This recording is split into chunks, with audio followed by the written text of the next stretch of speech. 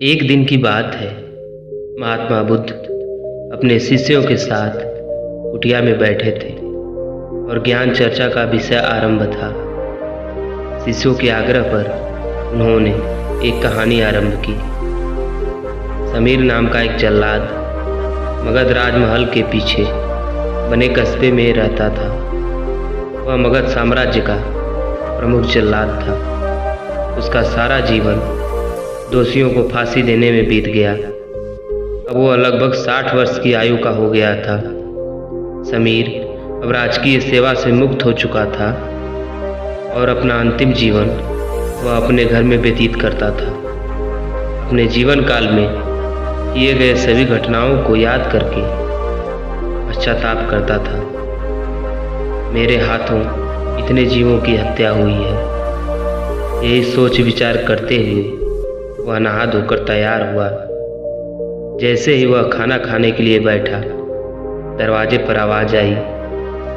समीर बाहर निकलकर देखता है तो एक भिक्षुक उनके द्वार पर खड़ा है, जो जान पड़ता है काफी दिनों की तपस्या के बाद उठा है और भूख से व्याकुल है। समीर तत्काल अपना वह भोजन जो स्वयं के लिए था वह भिक्षुक को समर्पित कर दिया। भिक्षुक की भूख शांत हो गई। भिक्षुक प्रसन्न हुए। भोजन के पश्चात भिक्षुक और समीर दोनों बैठे हुए थे।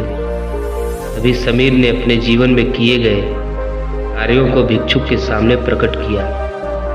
समीर ने बताया वह राजकीय सेवा के दौरान अनेकों कैदियों अथवा अपराधियों को मृत्यु दंड दिया, जिसके कारण मुझे अपने पर अपराध बोध होता है और ग्लानि के भाव में सदैव ग्रस्त रहता हूँ। भिक्षुक बड़े ही शांत चित्त भाव से समीर की बातों को सुन रहे थे और रह रहकर मुस्कुरा रहे थे।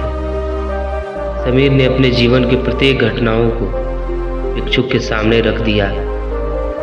समीर की सभी बातें समाप्त होने के बाद भिक्षुक ने उसे दोनों हाथों से उठाया और हृदय लगा लिया।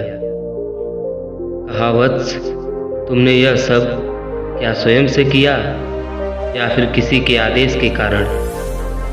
समीर बोल पड़ा, यह सब सिद्ध होने के बाद राजा के आदेश पर यही मैंने मृत्यु दंड दिया। वत्स, फिर तुम दोषी कैसे हुए? तुमने तो अपने स्वामी के आदेशों का पालन किया। ऐसा कहते हुए भिक्षुक ने समीर को धम्म के उपदेशों का वर्णन सुनाया। उपदेश पूर्ण कर भिक्षुक वापस लौट गए।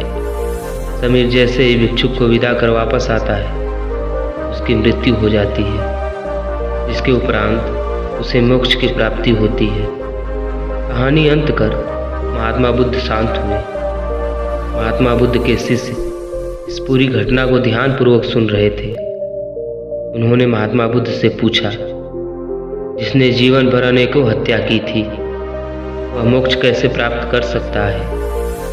महात्मा बुद्ध मुस्कुराए और अपने शिष्यों को समझाया, जिसने जीवन में पहली बार ज्ञान की प्राप्ति की हो, अंत समय निकट हो और ज्ञान के शब्द उनके कानों में पड़े हों, वह मोक्ष की प्राप्ति कर लेता है।